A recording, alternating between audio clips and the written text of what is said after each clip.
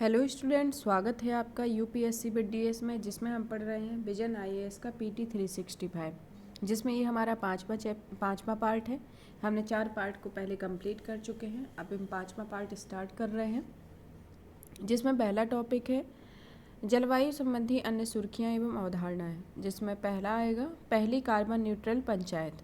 जम्मू की पल्ली पंचायत भारत की पहली कार्बन न्यूट्रल पंचायत बन गई है, जिसका अर्थ है कार्बन न्यूट्रलिटी का अर्थ है कार्बन सिंक में कार्बन उत्सर्जित करने और वातावरण से कार्बन को अवशोषित करने के बीच संतुलन होना है। इसका क्या अर्थ है?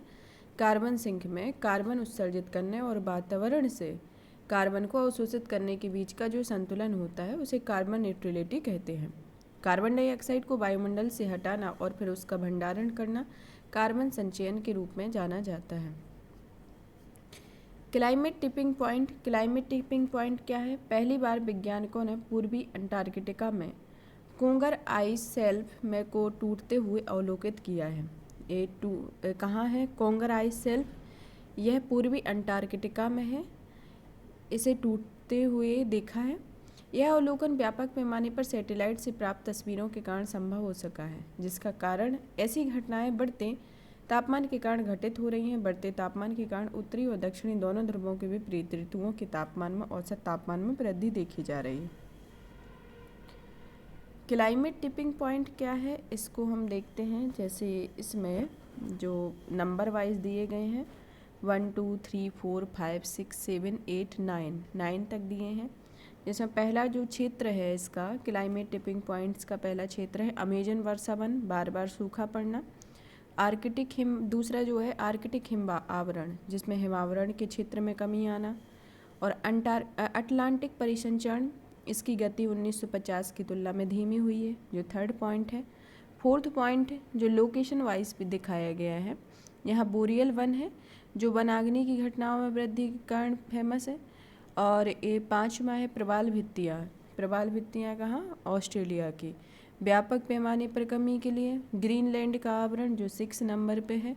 और 7 में परमाक्रस्ट पिघल रहा है। और 8 में पश्चिमी अंटार्कटिका हिमावरण में तीव्र गति से हानि हो रही है। और 9 है बिल्किस बेसिन, पूर्वी अंटार्कटिका में तीव्र गति से हिमावरण की हानि हो रही है। ये क्लाइमेट टिपिंग पॉइंट है। साथ ही नए शोध में यह उजागर किया गया कि अंटार्कटिका 2060 तक क्लाइमेट टिपिंग पॉइंट के करीब पहुंच जाएगा। यानी इसमें जो शोध किया गया है उसमें बताया गया है कि अंटार्कटिका 2060 तक क्लाइमेट टिपिंग पॉइंट में तक पहुंच जाएगा। ऐसी स्थिति में पहुंचने पर अंटार्कटिका का बर्फ तेज़ी से पिघलने लगेगा। क्लाइमेट टिपिंग पॉइंट ये वही सीमाएं हैं जहां से एक छोटा सा परिवर्तन भी पृथ्वी की प्रणाली को अकस्मात और अपरिवर्तनीय बदलाव की ओर धकेलता है। क्लाइमेट टिपिंग पॉइंट क्या कहलाते हैं कि यह पृथ्वी की प्रणाली को अकस्मात और अपरिवर्तनीय बदलाव की ओर धकेलता है। वैश्विक स्तर पर कुल 9 क्लाइमेट टिपिंग पॉइंट की पहचान की गई है। इसमें एक अंटार्कटिका हिमावरण भी है। ये जो हमने अभी पहले देख लिए हैं 9 तरीके के हैं, जिसमें अंटार्कटिका प्रमुख है, एक है। अब आता है ग्रीन वॉशिंग। ग्रीन वॉशिंग क्या है? भारतीय रिजर्व बैंक के डिप्टी गवर्नर ने ग्रीन वॉशिंग के जोखिम से बचाव के लिए हरित वित्त के वर्गीकरण का आह्वान किया है। ग्रीन वॉशिंग शब्दावली 1986 में जे वेस्टरवेल्ड ने प्रस्तुत की थी। ग्रीन वॉशिंग किसी कंपनी या संगठन द्वारा पर्यावरण के अनुकूल कार्य करने का दिखावा करना है, क्योंकि वास्तव में उसकी गतिविधियां पर्यावरण को प्रदूषित करती हैं। इनमें से किसी उत्पाद या नीति को पर्यावरण के अनुकूल या वास्तविकता से कम नुकसानदेह बताने की प्रवृत्ति शामिल होती है। ग्रीन वॉशिंग के प्रकार कौन कौन से हैं? जैसे झूठ बोलना, कोई सबूत नहीं, हिडन ट्रेड ऑफ और अस्पष्टता, कम हानिकारक, असंबद्धता होता है। जैसे पहला है झूठ बोलना, फिविंग पर्यावरण के संबंध में ऐसे दावे करना जो स्पष्ट रूप से झूठे हैं। एक तो ये। दूसरा, कोई सबूत नहीं, कोई प्रूफ नहीं होना, पर्यावरण के संबंध में ऐसा दावा करना कि जिसे प्रमाणित नहीं किया जा सकता। तीसरा, हिडन ट्रेड ऑफ, एकल पर्यावरण विशेषता के आधार पर किसी उत्पाद को ग्रीन सिद्ध करना। चौथा, अस्पष्टता, संचालन या सामग्री के बारे में जानबूझकर विवरण न देना। कम हानिकारक, जो पर्यावरण के लिए हानिकारक उत्पाद पर डू गुड्स लेबल लागू करना, असंबद्धता, ऐसी सामग्री या अभ्यास का इस्तेमाल करने से बचने का दावा करना जिससे पहले से वैध, अवैध और गैर मानकीकृत माना जाता है। ये इसके बारे में है कि ग्रीन वॉशिंग के 6 प्रकार हैं और 6 प्रकारों में इसका सबसे पहले रिजर्व बैंक के डिप्टी गवर्नर द्वारा किया गया आह्वान 1900 और इसका शब्दावली का सबसे पहले प्रयोग 1986 में जी वेस्टरलैंड ने किया था। अब आता है कीलिंग कर्व। कीलिंग कर्व क्या है? कीलिंग कर्व हवाई द्वीप पर स्थित मौना लोआ एटमॉस्फेरिक बेसलाइन ऑब्जर्वेटरी में CO2 का मापन किया जाता है। निष्कर्ष के अनुसार मौना लोआ पर माना गया है कि CO2 का स्तर अब से 4 मिलियन वर्ष पहले के स्तर के बराबर है।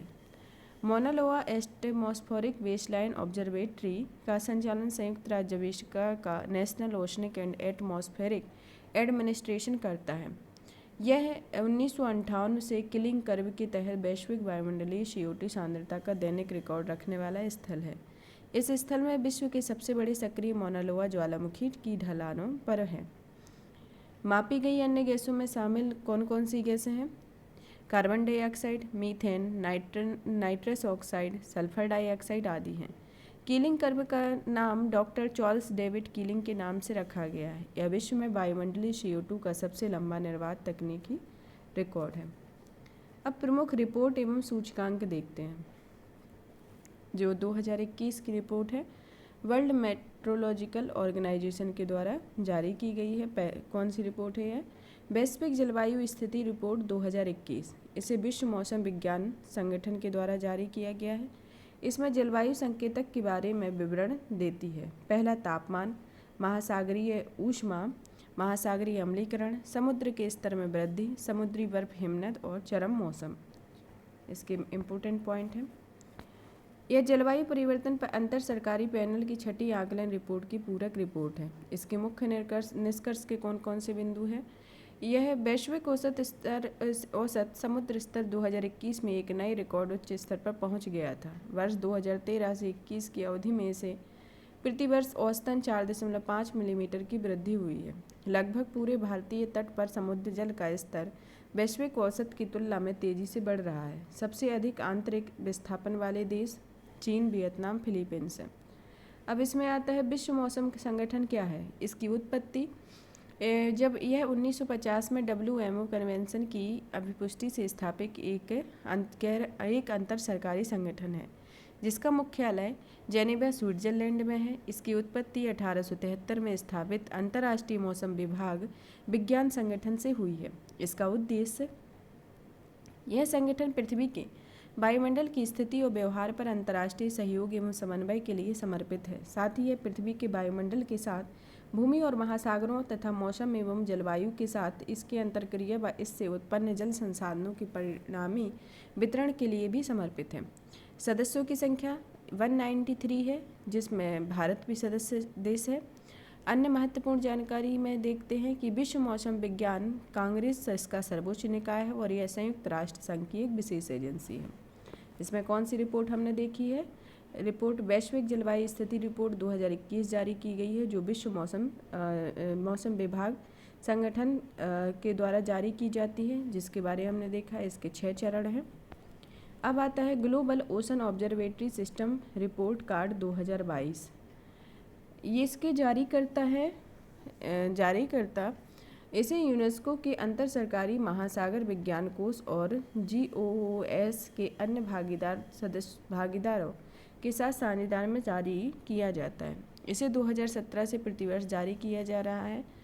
यह समुद्री और महासागरीय डेटा के पर्यवेक्षण, प्रतिरूपण एवं विश्लेषण के लिए एक स्थायी वैश्विक पहल है। इस रिपोर्ट ने पहली बार जैविक पर्यवेक्षणों पर प्रकाश डाला है और प्रणाली में निहित खामियों की पहचान की है। इस रिपोर्ट में हिंद, अटलांटिक और दक्षिणी महासागर जैसे महासागरों में परिचालनरत सेवाओं में असमानता को रेखांकित किया है। अब देखते हैं ग्रीन हाउस गैस बुलेटिन 2022। इसके जारीकर्ता है विश्व मौसम विज्ञान संगठन। यह 2022 के प्रमुख बिंदु कौन कौन से हैं? पृथ्वी को गर्म करने वाली 3 ग्रीन हाउस गैसों का वायुमंडलीय स्तर 2021 में नए रिकॉर्ड पर पहुंच गया है। ये 3 मुख्य गैस हैं कार्बन डाइऑक्साइड, मीथेन और नाइट्रस ऑक्साइड। 2030 तक उत्सर्जन में 2010 के स्तर में 10.6% की वृद्धि होगी, यह रिपोर्ट में कहा गया है। अब अगली रिपोर्ट आती है भारत के शीतलन क्षेत्रक में जलवायु संबंधी निवेश के अवसर। यह इसको जारी करता विश्व बैंक है। इसके निष्कर्ष में 2030 तक भारत में 16 से 20 करोड़ लोगों को प्रतिवर्ष जानलेवा लू का सामना करना पड़ सकता है। इस वजह से 2030 तक लगभग 3.4 करोड़ भारतीय लोगों को रोजगार खोने के खतरे का सामना करना पड़ेगा। 2037 तक शीतलन या कूलिंग की मांग वर्तमान स्तर से 8 गुना अधिक होने की संभावना है। इस वजह से अगले 2 दशकों में वार्षिक ग्रीन हाउस गैस उत्सर्जन में 435% की वृद्धि हो सकती है। अब अगली रिपोर्ट है climate and development in agenda for action. इसको जारी करता विश्व बैंक है। विश्व बैंक समूह की country climate and development report के परिणामों के आधार पर संकलित इन परिणामों के अनुरूप तैयार किया गया है। CCRD country climate and development reports वस्तुतः नई कोड डायग्नोस्टिक रिपोर्ट है जो जलवायु परिवर्तन और विकास संबंधी मुद्दों को एकीकृत करती है। इसमें कुल 24 देश शामिल हैं जो वैश्विक ग्रीन हाउस गैसों के 34% उत्सर्जन के लिए जिम्मेदार हैं। अब आता है NDC सिंथेसिस रिपोर्ट 2022। इसको जारी करता है UNFCCC। यह एक श्रृंखला की दूसरी रिपोर्ट है। यह देशों द्वारा की गई जलवायु संबंधी प्रतिबद्धताओं और वैश्विक ग्रीन हाउस गैस उत्सर्जन पर उनके प्रभाव का वार्षिक सारांश प्रस्तुत करती है। इस रिपोर्ट में पेरिस समझौते के 193 पक्षकारों के NDC का विश्लेषण किया गया है। इसमें COP26 के बाद प्रस्तुत किए गए 24 अपडेटेड और या नए NDC भी शामिल हैं। इसके रिपोर्ट के मुख्य निष्कर्ष बिंदु कौन कौन से हैं? यह रिपोर्ट 2020 से 2030 में कुल CO2 उत्सर्जन से इस कार्बन बजट में 86% का उपयोग कर लेगा। मौजूदा प्रतिबद्धताएं संयुक्त रूप से 2100 तक वैश्विक तापमान में वृद्धि को लगभग 2.5% तक डिग्री सेंटीग्रेड तक सीमित कर सकती हैं। अब आता है investing in carbon neutrality utopia and the new green wave. इसको जारी करता है संयुक्त राष्ट्र खाद्य और कृषि संगठन तथा यूरोपीय bank for reconstruction and development. Carbon तटस्थता या नेवल शून्य CO2 उत्सर्जन का स्तर तब प्राप्त होता है जब एक निर्धारित अवधि में मानव जनित CO2 निपटान द्वारा विश्व स्तर पर संकलित किया जाता है। अब आता है state of climate action report 2022। इसको climate action tracker, United national high level climate change champion, world resources institute और अन्य के द्वारा जारी किया जाता है। क्लाइमेट एक्शन ट्रैकर एक स्वतंत्र विश्लेषणात्मक समूह है जिसमें क्लाइमेट एनालिटिकल और न्यू क्लाइमेट इंस्टीट्यूट शामिल होता है। यह रिपोर्ट दुनिया में ग्रीन हाउस गैसों के उत्सर्जन को रोकने के लिए जारी की जाती है तथा जलवायु संबंधी कार्रवाई में विश्व स्तर पर व्याप्त कमियों का व्यापक मूल्यांकन करता है। अगली रिपोर्ट है क्लाइमेट ट्रांसपेरेंसी रिपोर्ट। यह इसको जारी करने वाला क्लाइमेट ट्रांसपेरेंसी है। यह बेहतर पारदर्शिता के माध्यम से G20 देशों के तहत जलवायु कार्रवाई में रेस टू द टॉप को प्रोत्साहित करने हेतु साझा मिशन सहित एक वैश्विक साझेदारी है। रिपोर्ट के मुख्य निष्कर्ष G20 देश वैश्विक उत्सर्जन की लगभग 3/4 के लिए जिम्मेदार है। भारत सहित G20 के 6 सदस्यों ने वैश्विक मीथेन संकल्प पर हस्ताक्षर नहीं किए हैं। अब आता है वैश्विक कार्बन बजट रिपोर्ट 2022। इसको जारी करता है global carbon project. Global carbon project की स्थापना 2001 में हुई थी। इसका मुख्य उद्देश्य यह निम्नलिखित मध्य के बीच एक साझेदारी है। यह इंटरनेशनल जियोस्फीयर बायोस्फीयर प्रोग्राम, दूसरा international human dimension programme on global environmental change, तीसरा world climate research programme and diversity. यह जैव विविधता विज्ञान में अनुसंधान संबंधी गतिविधियों में शामिल अंतर सरकारी और गैर सरकारी संगठनों की साझेदारी है। इसका उद्देश्य वैश्विक कार्बन चक्र का पूरा मानचित्रण करना है। इस रिपोर्ट की मुख्य बिंदु है वैश्विक CO2 सांद्रता 417.2 पार्ट्स पर मिलियन के रिकॉर्ड पर पहुंच गई है। वर्तमान में वायुमंडलीय CO2 सांद्रता औद्योगिकरण युग से पूर्व स्तरों से 51% अधिक है। चीन और यूरोपीय संघ ने अनुमानित CO2 उत्सर्जन में कमी आई है, लेकिन अमेरिका, भारत तथा शेष विश्व में वृद्धि दर्ज की गई है। जलवायु परिवर्तन प्रदर्शन सूचकांक 2023। इसको जारी करता है German watch, new climate institute और climate action network. CCPI Bharat सहित 59 देशों और यूरोपीय संघ का मूल्यांकन करता है। अब आते हैं परफॉर्मेंस इंडेक्स 2023। परफॉर्मेंस इंडेक्स 2023 के तहत 4 श्रेणियों को शामिल किया गया है। ग्रीन हाउस गैस उत्सर्जन, नवीनीकरणीय ऊर्जा, ऊर्जा उपयोग, जलवायु नीति। यह विभिन्न देशों द्वारा पेरिस समझौते के कार्यान्वयन को ट्रैक करता है। इसका मुख्य निष्कर्ष के बिंदु कौन कौन से हैं? इस सूचकांक में प्रथम 3 स्थान रखे गए हैं क्योंकि किसी भी देश ने सभी सूचकांक श्रेणियों में पर्याप्त प्रदर्शन नहीं किया है। डेनमार्क इस सूचकांक में चौथे स्थान पर है। CCPI के अंतर्गत भारत 2 स्थानों का सुधार करते हुए 8वें स्थान पर पहुंच गया है। अगली रिपोर्ट है कार्बन प्राइसिंग लीडरशिप रिपोर्ट 2021-22।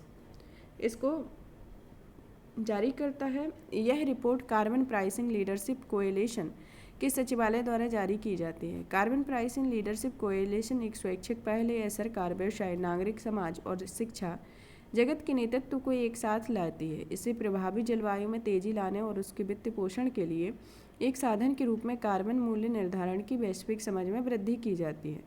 यह रिपोर्ट अग्रलिखित विषयों पर समीक्षा प्रदान करती है। कार्बन मूल्य के निर्धारण में वैश्विक विकास क्रम, कार्बन बाजार के विकास के निहितार्थ और कार्बन मूल्य निर्धारण क्षमता की व्यापक सीमाएं। इस रिपोर्ट के मुख्य निष्कर्ष क्या है कि वर्तमान में वैश्विक उत्सर्जन का 4% से कम कार्बन मूल्य निर्धारण के दायरे में है। यह पेरिस समझौते के वैश्विक तापनरोधी लक्ष्यों को पूरा करने के लिए 2030 तक आवश्यक सीमा के भीतर है। अब आते हैं नेक्स्ट रिपोर्ट, विश्व धरोहर हिमनद रिपोर्ट। इसको जारी करता है संयुक्त रूप से यूनेस्को तथा अंतर्राष्ट्रीय प्रकृति संरक्षण संघ द्वारा। इसके मुख्य निष्कर्ष के बिंदु हैं 2050 तक के विश्व धरोहर स्थलों के 1/3 हिमनद समाप्त हो जाएंगे। और दूसरा, यूनेस्को की विश्व धरोहर सूची में 50 स्थलों को हिमनद का पता लगाया गया है। इसमें एरिया जो ग्लेशियराइज्ड एरिया इंडिया के हैं, इसमें एक तो सियाचिन ग्लेशियर और दूसरा जो हिमाचल प्रदेश में है Chhota Sigri glacier, Gangotri, Chaukhamba area, Kamet area, Nanda Devi area और कंचनजंगा, इनको नामांकित किया गया है। जलवायु कार्यवाही के लिए वित्त, जलवायु और विकास के लिए निवेश बढ़ाना, इसको जारी करता है जलवायु वित्त एवं एक स्वतंत्र उच्च स्तरीय विशेषज्ञ समूह। इस समूह का गठन 2021 में COP26 प्रेसिडेंट और COP27 प्रेसिडेंट तथा United nation climate change high level champions ने किया था। इसमें जलवायु वित्त की स्थिति क्या है? कुछ जलवायु वित्त का 90% हिस्सा सामान्य गतिविधियों में उपयोग किया जा रहा है। अधिकतर जलवायु वित्त ऋण के रूप में जुटाया गया था। इनमें केवल 16% कम लागत वाला था। अधिकतर वित्त इसके स्रोत देशों में ही रह जाते हैं। चीन को छोड़कर उभरते बाजारों और विकासशील अर्थव्यवस्थाओं को 2030 तक प्रतिवर्ष $2 ट्रिलियन की आवश्यकता होगी। यह इसके प्रमुख बिंदु कुछ रिपोर्टें जो जारी की गई हैं। अब इसका दूसरा पॉइंट है प्रदूषण। प्रदूषण के बारे में पढ़ेंगे। पहला आता है वायु प्रदूषण। वायु प्रदूषण राष्ट्रीय स्वच्छ वायु कार्यक्रम के लिए नया लक्ष्य। हाल ही में केंद्र सरकार ने 2026 तक कड़के पदार्थों की सांद्रता में 40% की कमी लाने का एक लक्ष्य निर्धारित किया है। यह लक्ष्य राष्ट्रीय स्वच्छ वायु कार्यक्रम के अंतर्गत शामिल शहरों में निर्धारित किया गया है। इस संदर्भ में पहले 2024 तक 20% और 30% की कमी लाने का लक्ष्य रखा गया था। NCAP क्या है, इसके बारे में देखेंगे।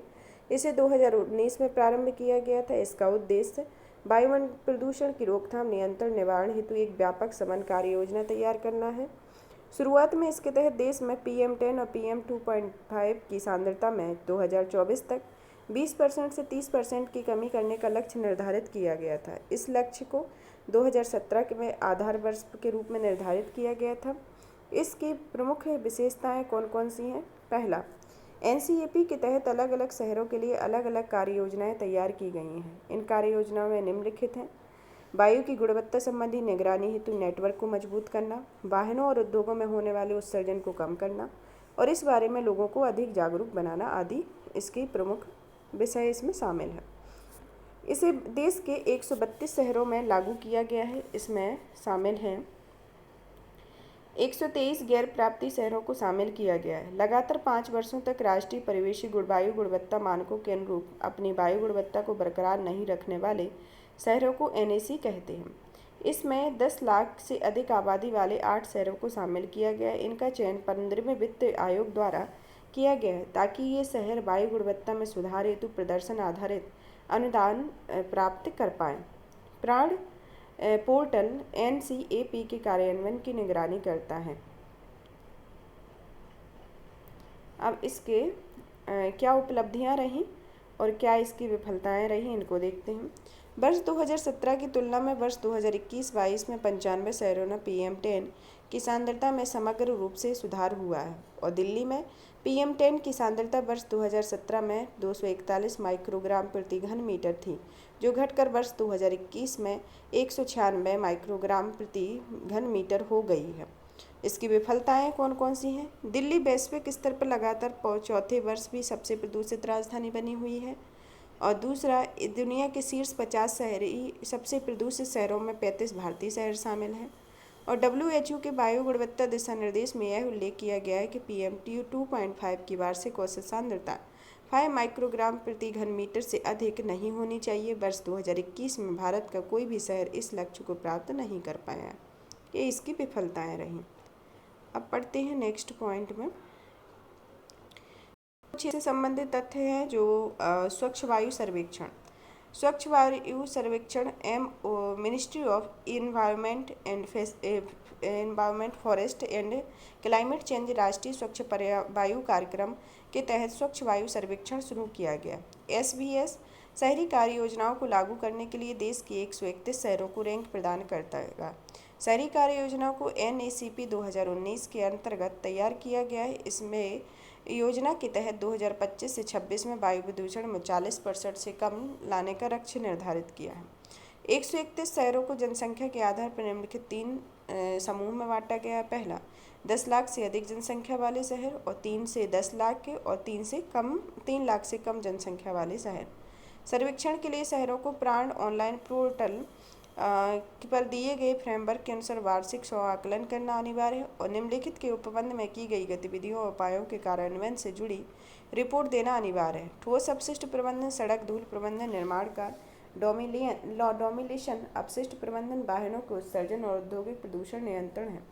स्व आकलन और तीसरे पक्ष द्वारा आकलन के आधार पर प्रत्येक समूह में 3 सर्वश्रेष्ठ प्रदर्शन करने वाले शहरों को नगद पुरस्कार दिए जाएंगे।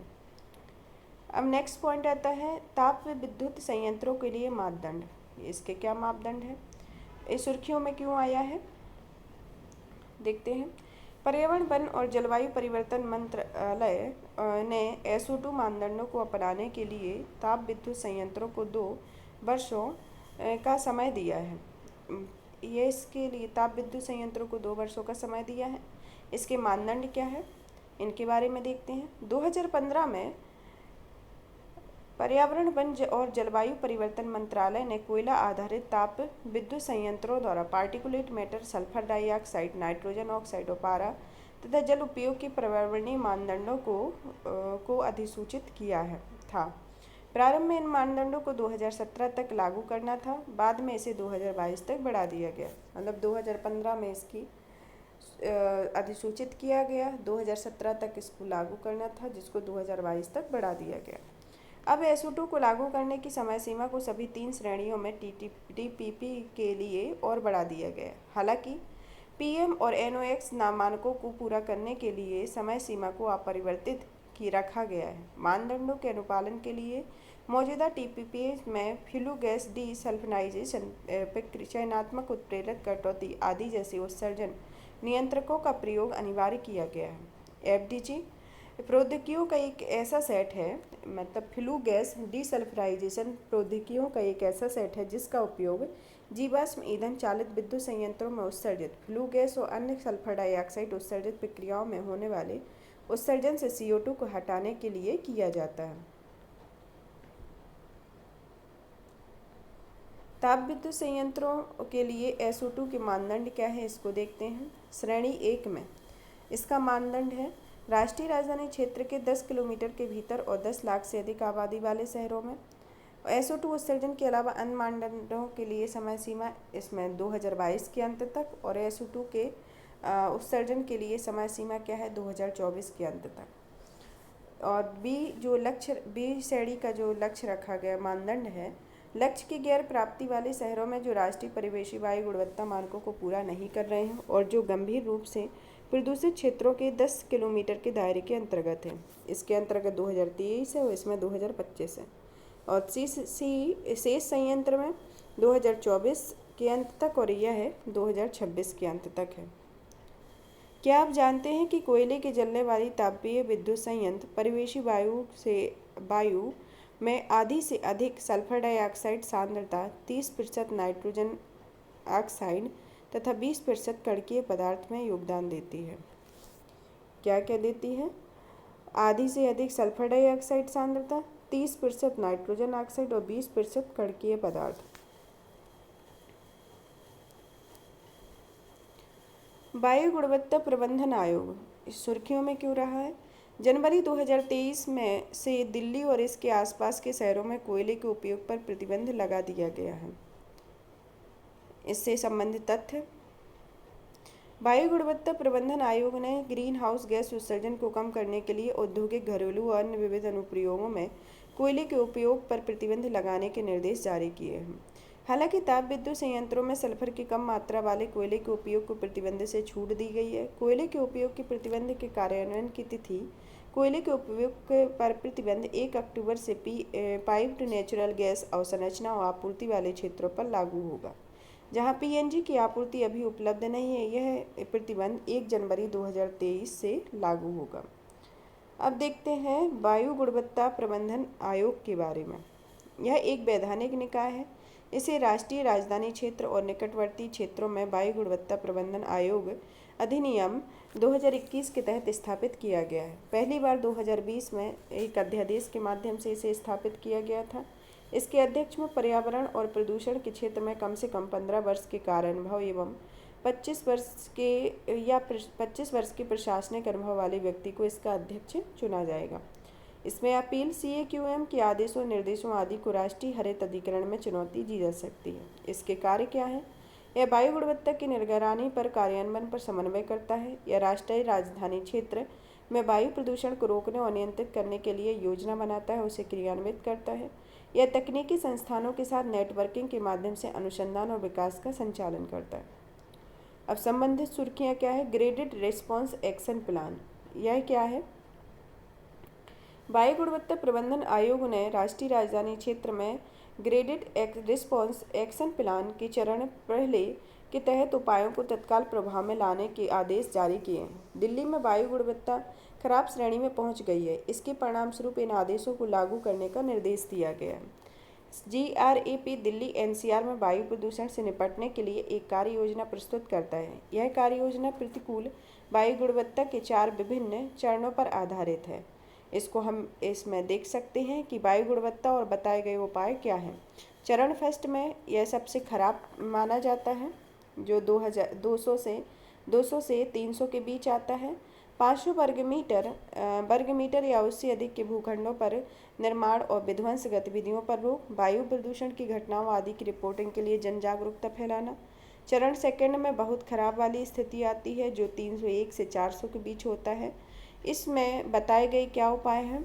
जनरेटर रेट के उपयोग को प्रोत्साहित करने के लिए निर्बाध बिजली आपूर्ति सुनिश्चित करना, रेलवे आपात एवं आवश्यक सेवाओं आदि को छेड़कर डीजल जनरेटर सेट के उपयोग पर प्रतिबंध करना। चरण थर्ड में गंभीर रूप से है, जो 401 से 500 के बीच, 450 के बीच है।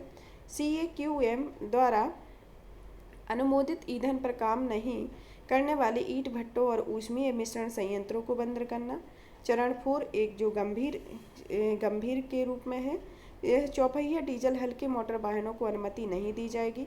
CAQM द्वारा अनुमोदित ईंधन पर नहीं चलने वाले NCR के सभी उद्योगों को बंद करना।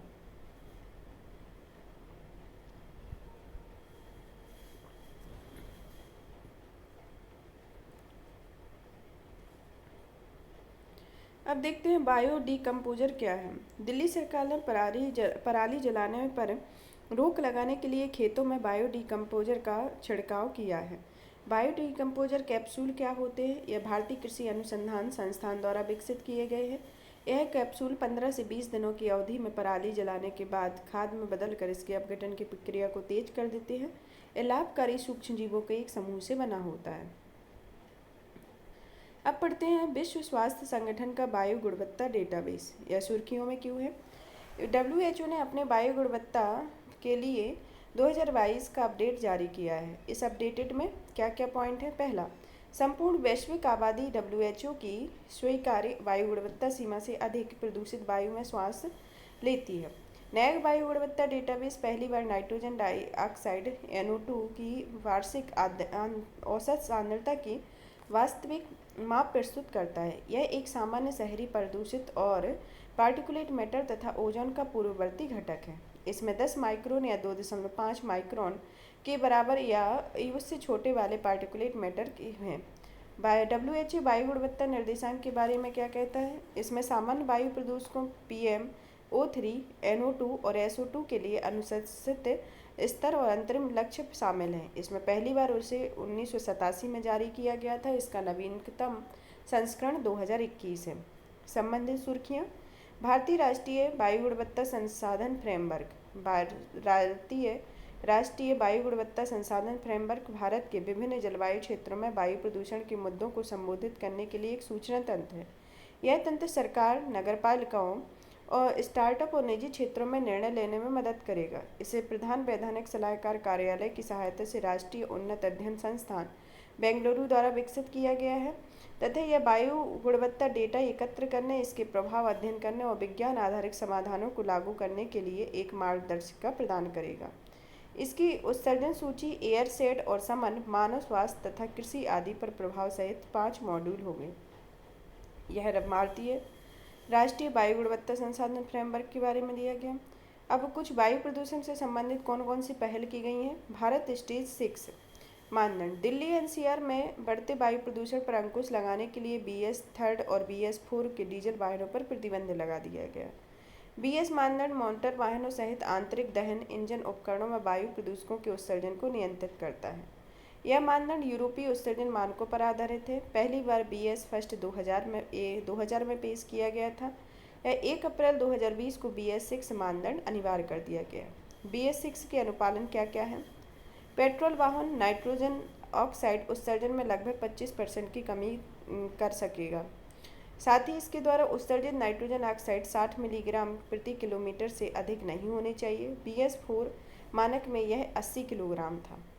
डीजल वाहन 3 प्रदूषकों हाइड्रोकार्बन NOx, PM और NOx के स्तर को 70% तक कम करना है। इसे लागू करने के लिए केंद्रीय प्रदूषण नियंत्रण बोर्ड समय सीमा और मानक निर्धारित करना है। इन मानकों का वाहन निर्माताओं द्वारा पालन करना अनिवार्य होता है। अब आते हैं ट्रेम स्टेज 4 एमिशन नॉर्म। केंद्र सरकार कृषि उपकरणों के लिए ट्रेम स्टेज 4 उत्सर्जन मानकों को लागू करने की तारीख को एक बार फिर से आगे बढ़ा सकती है। नई ट्रेम 4 उत्सर्जन मानदंड अप्रैल 2022 से 50 हॉर्स पावर से बड़े इंजन वाले ट्रैक्टर पर लागू होंगे। इसके विपरीत 50 हॉर्स पावर से कम क्षमता वाले इंजन ट्रेम 3 मानदंडों द्वारा शासित होते हैं। वर्तमान में ट्रेम 3 उत्सर्जन मानदंड विभिन्न हॉर्स पावर श्रेणियों वाले ट्रैक्टरों के लिए लागू किए गए हैं। ये मानदंड पहली बार 2010-2011 में आए थे। 1 अप्रैल 2024 से शुरू होने वाले भारत स्टेज 5 मानकों में विभिन्न श्रेणी के इंजन शामिल हैं। इनमें 8 किलोवाट से भी छोटे इंजनों से लेकर 560 किलोवाट से बड़े इंजन तक शामिल किए गए हैं। अब आता है पैलेटाइजेशन और टॉरफैक्शन। यह क्या है? यह पर्यावरण वन मंत्रालय ने पराली जलाने की गतिविधियों को रोकने के लिए केंद्रीय प्रदूषण नियंत्रण बोर्ड के दिशा निर्देश जारी किए थे। इनमें धान की पराली पर आधारित पैलेटाइजेशन और टॉरफैक्शन संयंत्रों की स्थापना को बढ़ावा दिया जाएगा। यह एक मुफ्त वित्तीय सहायता प्रदान करने का प्रावधान है। पैलेटाइजेशन क्या है? पैलेटाइजेशन की प्रक्रिया कतरने, सुखाने, पीसने और गोले बनाने की प्रक्रिया है और टॉरफैक्शन एक कार्बनिक बायोमास का तापीय क्षरण है। दोनों इकाइयों के बीच प्रमुख अंतर टॉरफैक्शन रिएक्टर की उपस्थिति है।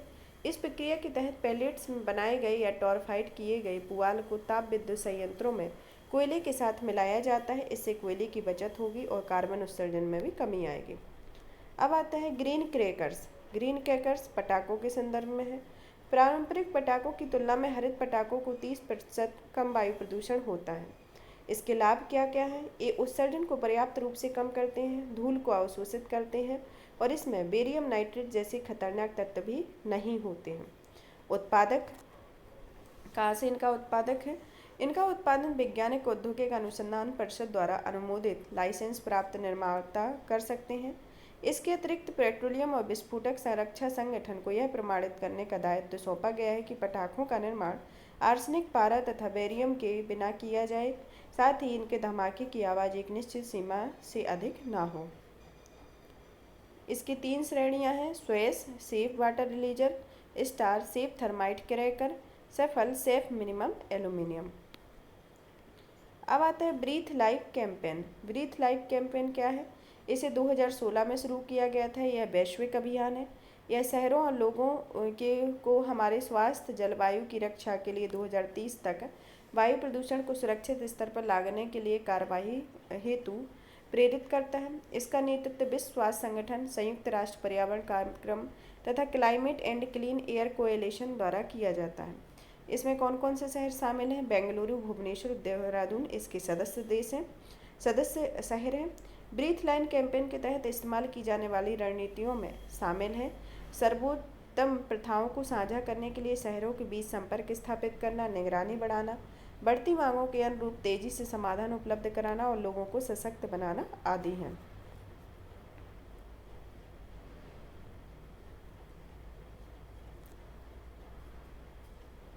और भी इसी तरीके के वीडियो को देखने के लिए चैनल को लाइक करें, सब्सक्राइब करें, शेयर करें और हम नेक्स्ट पार्ट जल्दी ही लेकर आएंगे।